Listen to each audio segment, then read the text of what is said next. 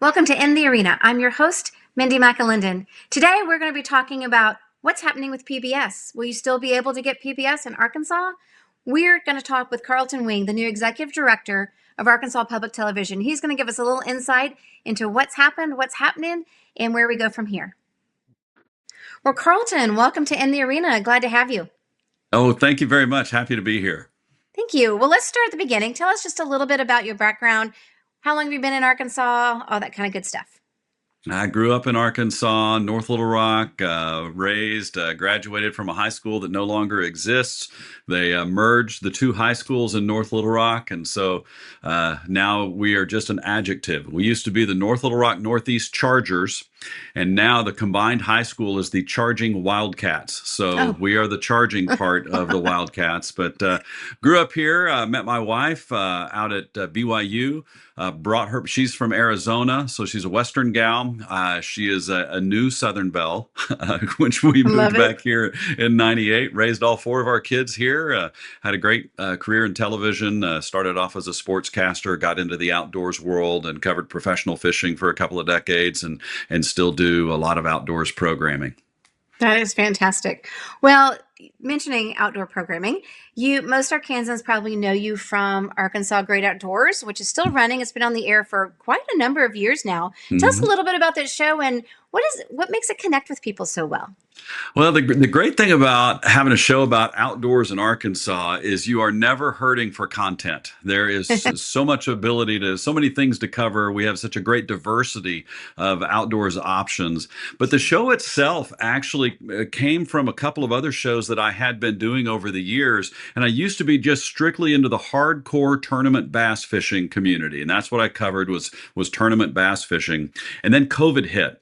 And all of a sudden, people found themselves getting outside for the first time or the first time in a long time.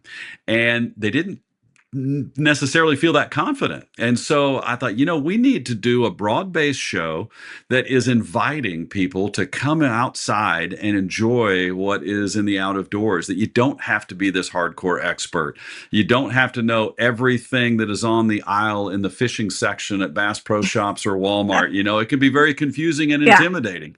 Absolutely. And so that's really where the show morphed from. And we started that, and it's been great. It's been a great success for it. We absolutely love producing it and love the comments that we get from viewers. And we're in multiple markets all around Arkansas.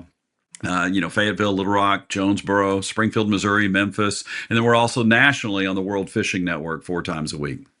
That is fantastic. And you are a very gracious host. I remember I went fishing in Alaska with my daughter. It'd been years since I've been fishing, and I sent you a picture of my little fish that I caught, and I was so proud. And you're like, "That's great." That is good. Kind, very gracious. Every fish is special. Yeah. Yes, we celebrate every one of them, no matter how big or small. Yeah, it was. You know what? I was just happy that something was on the hook. So that was totally my goal. Well, it definitely, you have a way of telling stories, and I think it must come from these years of doing these shows and this broadcasting. But even in your legislature, when you would present bills, you always presented in such an interesting way where you really were always crafting that story to your audience. So let's talk a little bit about the legislature. How long when were you first elected? What made you want to run? Yeah, I was first elected in 2016. I've always been interested in politics, even since I was a little boy. Growing up at Indian Hills Elementary School in North Little Rock, when I remember it was about 5th or 6th grade, I was just fascinated by politics and ended up, I would do polls of my classmates. And so I was predicting who was going to win president, president, senator, Congress, mayor, all the way down the chain. And so it was a lot of fun to do that. Let me interrupt you for a second. Were you taking bets on that or just polls? No bets, no wagering. Now, maybe it was if you won, maybe you get the chocolate milk instead of the regular milk for the lunch line or something like that. But funny. It was just kind of fun and interesting for me. And I think it was kind of partly my affinity for sports. There's winners and losers and reasons why. And so the same thing happens in politics. Is you have an election, so that's a win and a loss right there, and a reason. And then also as you're debating legislation and policy, there's you go through all of that, and it's not like it's a competitive thing, but when you get into the why, of something. Why does a certain candidate resonate with voters and others don't? Or why is a certain policy embraced? That's when you really get into the art and the science of this. But it's so important. It's very, very important to our society. So at an early age, I always had fun doing that and following that. But I always felt like I was too busy to actually personally get involved. And then one day I got a phone call it was back in 2015, and from a colleague of ours who was in the House and is in the House still, and said, hey, the person who has your House seat is going to be leaving. If you wanted to ever get involved in politics, now would be a great time. And my wife and I put a lot of thought and a lot of prayer into it. And we really felt like this is what the Lord wanted us to do, to be able to serve our fellow man. And our goal was to serve for 10 years, to go through, in the House case, it'd be 5 terms. And fortunately, we were able to do that. And it was just been a tremendous blessing for us to be part of the process, to be able to learn about different points of view and really connect with voters and see things how they see them. One of the intricacies of government is that there are things and discussions on policies and issues that take place, and we get so in depth into the weeds because every detail is or can be important. But our constituents at home sometimes just read a headline and that's it, and that's all they know, and they can get riled up or excited about something on a very surface level, and it's up to us to be able to explain all the intricacies, to really dive down deep, because as you know, the 2 most important words in legislation are unintended consequences. Yes. and so we really have to dive into that. Yeah, I think that's a really good point, because it is half of being a legislator is truly explaining your votes to your constituents. And I've had people call and say, why'd you vote against this? I'm like, because it was a bad bill. Let me tell you why. Even though that headline or that title, it looks really good, it's not. And, we've seen that at the federal level as well. Right. So it is amazing. So thinking back on the 10 years, and I was fortunate enough to serve with you just for, I guess, 3 now that we've served, 2 terms we've served together. Was there a bill that stands out, whether or not it became law? Was there a bill that stands out that you're like, this is the one that I am most proud of running, passing, trying to pass? Is there anything that stands out for you?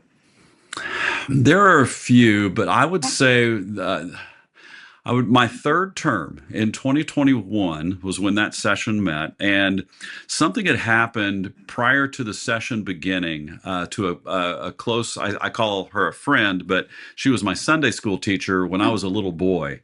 And she was about 81, in her early 80s, and she fell victim to one of those scams.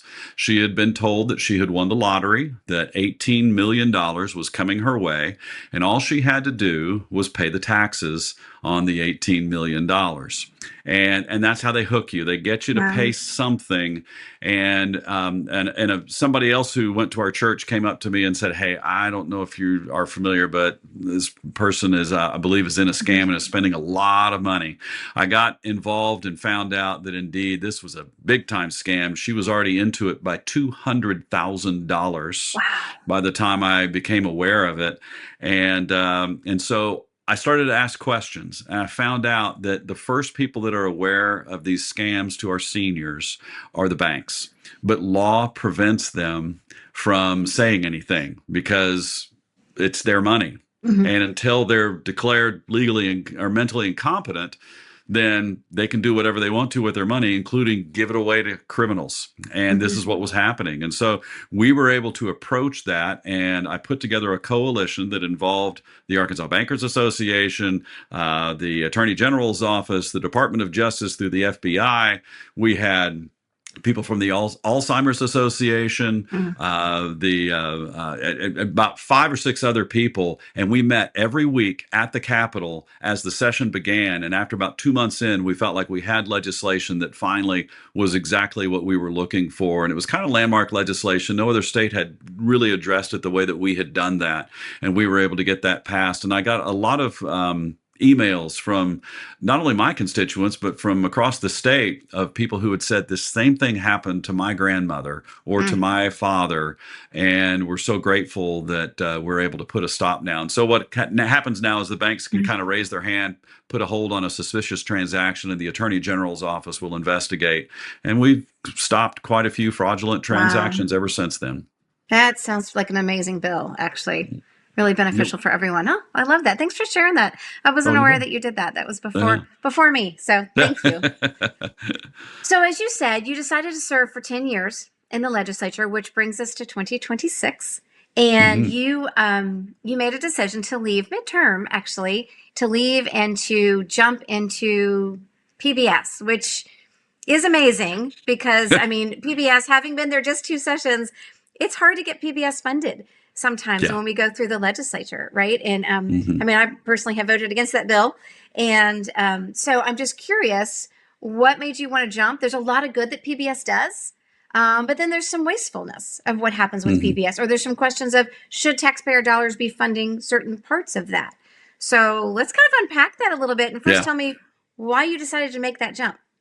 Yeah. So, and actually one thing happened before that was I did announce after the session was over, I announced that I was not going to run for reelection after my 5th term. And so it was my full intention just to kind of coast off into the sunset and finish up my last term and then go back 100% to my outdoors programming. And that's a wonderful life. It's a wonderful life I was very much looking forward to. But then there had been an opening at the executive director position for Arkansas Educational Television Network, which was then branded as Arkansas PBS. And so conversations took place and some people started to suggest my name because I do have 40 years of experience in broadcasting.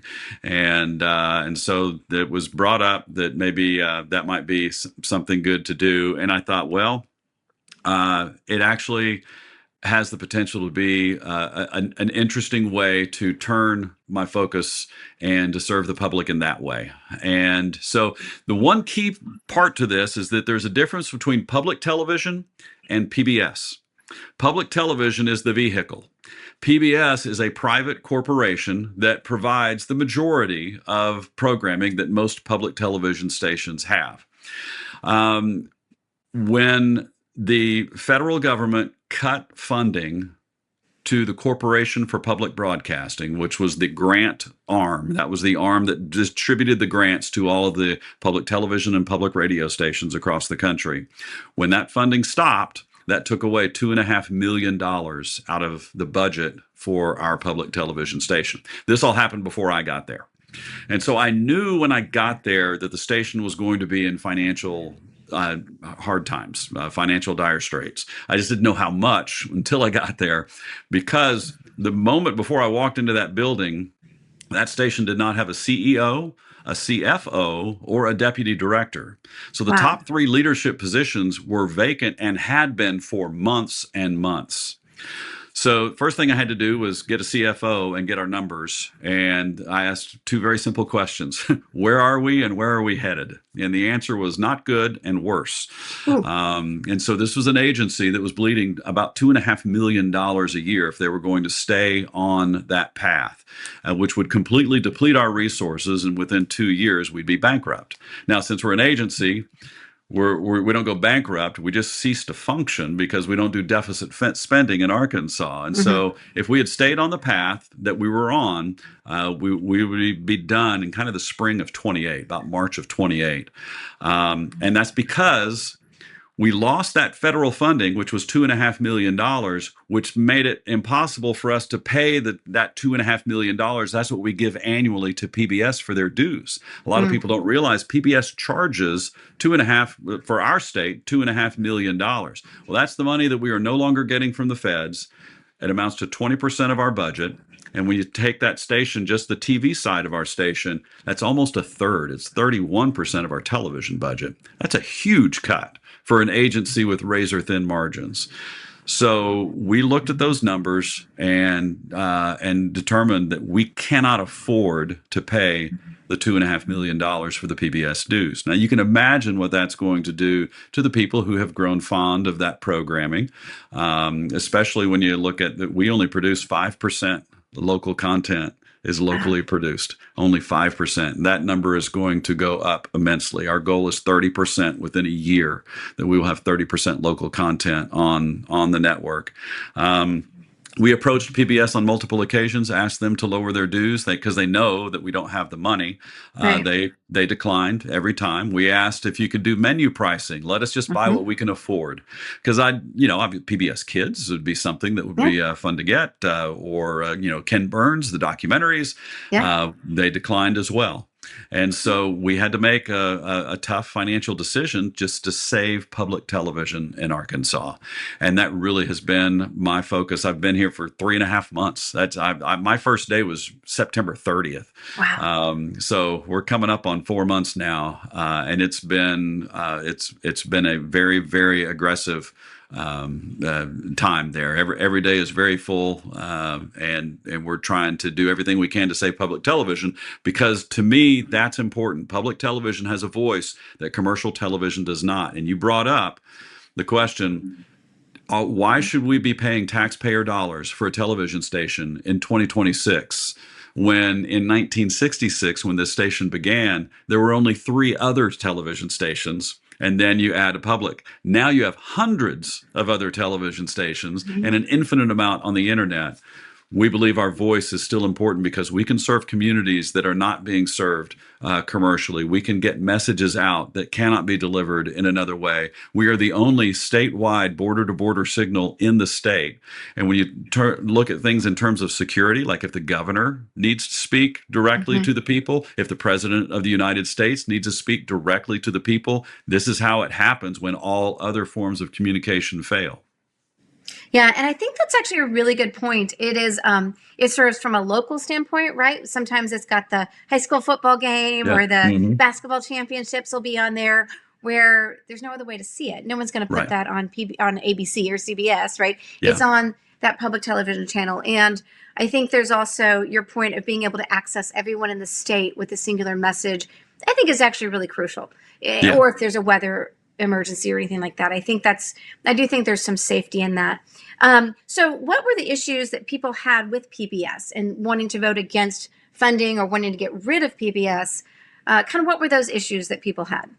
Yeah, so because you're right, in the legislature, in the past 4 years, it's gotten harder and harder to pass PBS's annual budget, which PBS, when I say PBS, the public television's budget here in Arkansas, we get $5.9 million a year from the legislature. That's 60% of our budget.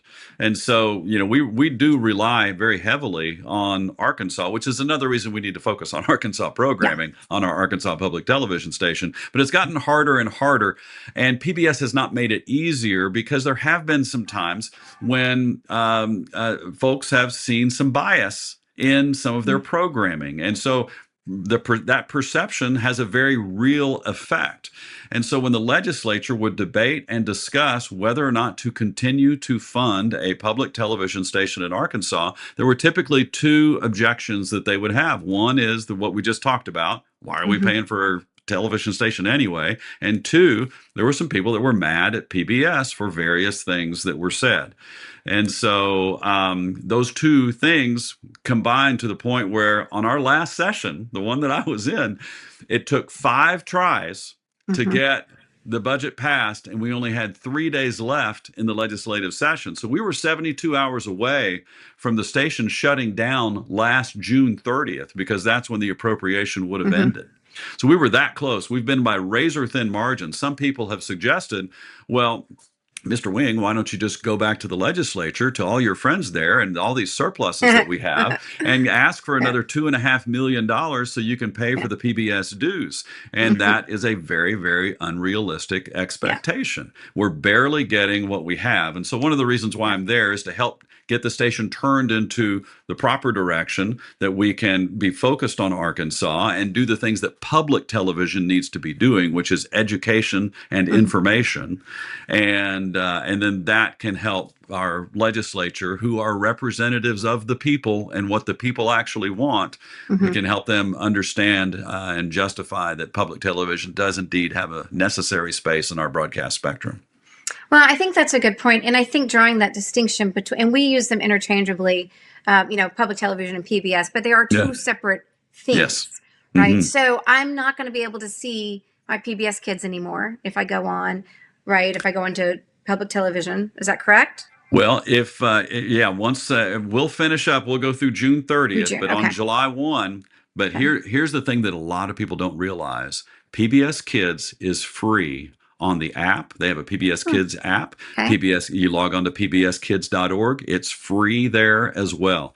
In fact, a large portion of our viewership has been watching PBS through the streaming apps already and didn't even realize they haven't even been watching our station to do it. They just thought they were.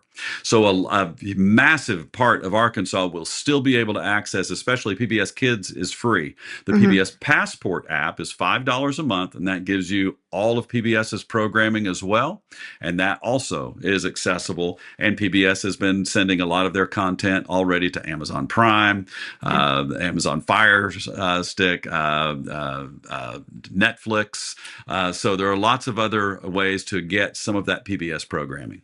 Fantastic. And it sounds like you've got some ideas for new programming on the horizon. Yes, we so do. There'll be lots of things to look forward to. I love that. Thank you. Yes. Is there anything else, any one big thing that you hope to accomplish over the next, I mean, you've only been there 4 months. I hate to put a time frame on it, but over the next, let's say 12 months, is there, obviously being in the black would be a positive. Yes, financial stability is number one. Let's take that one off the table because that's a given. We're going to have to be financially stable. But outside of that, is there any specific vision or anything that you're like, I really want to accomplish this in the next year with PBS? Well, I'll tell you, the very first program that we have started production on, in fact, we just wrapped up shooting a 15-episode series on how to eat healthy on a budget.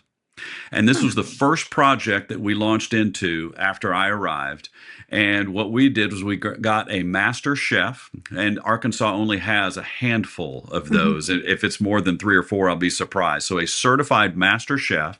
We got the chief dietitian from UAMS and put them on a set together at the UA Pulaski Tech Culinary Arts School campus, which they've got an amazing campus for the culinary arts.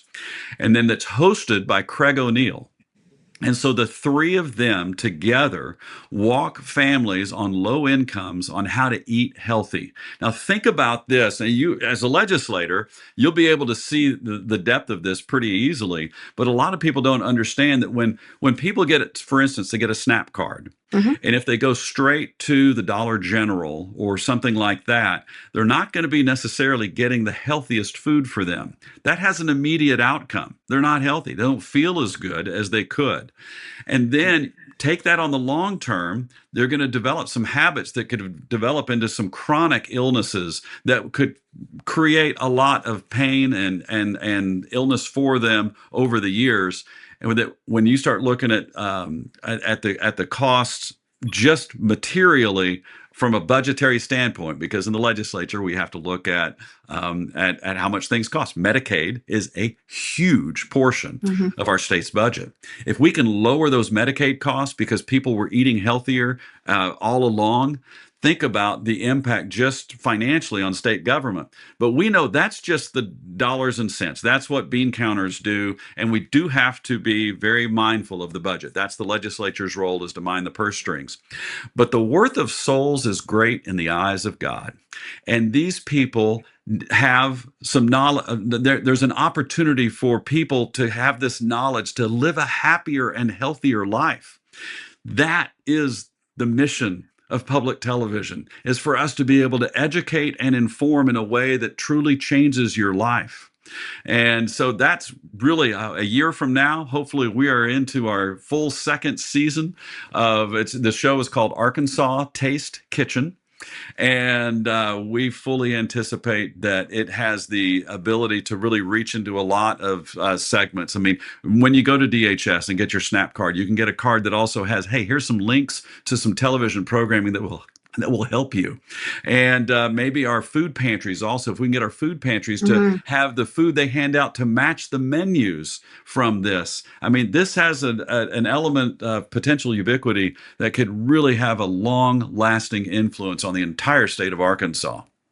That is fantastic. I think that's an amazing goal. I'd be happy to help you any way I can in the legislature. And I do think with those types of programming and explanations, I think you'll win a lot easier on your budget next time around without question. Hopefully we can get it on the first try. Let's not get too excited. I mean, maybe second or third. Let's do what we can do. Oh, Carlton, it's been such a joy, and I am excited to have you at the helm of public television in Arkansas. It sounds like you have a real vision to make sure that we're educating people and that we're using those tax dollars wisely to reach people where they need to be reached. And so thank you for coming out of your brief retirement to take this on. And thanks for spending time with me today. I've really enjoyed catching up. Oh, likewise as well. I thank you. I thank you for doing this podcast as well. And thank you for your service to our community, because all of this makes a big difference. Information and knowledge is power, and it empowers people when they know the truth about things. You know the truth, and the truth shall make you free, as the book of John says. And that's so important for people to know what is actually happening and to be able to have an opportunity to get in depth on an important issue. So thanks for what you're doing. Oh, thank you. Have a great day. See you soon. Thank you. You too. Bye. Bye-bye. Well, I hope you've enjoyed hearing from Carlton Wing today. Carlton has so much experience to offer, but he has just taken on as executive director for Arkansas Public Television. He went through and explained to us kind of the changes that have happened at the federal level as well as at the state level with public television and PBS, and really explained that those are two kind of different issues, but his vision for where he can take public television, the opportunity to continue to educate and inform people across the state is just really, really exciting. So I look forward to seeing you next week in the arena.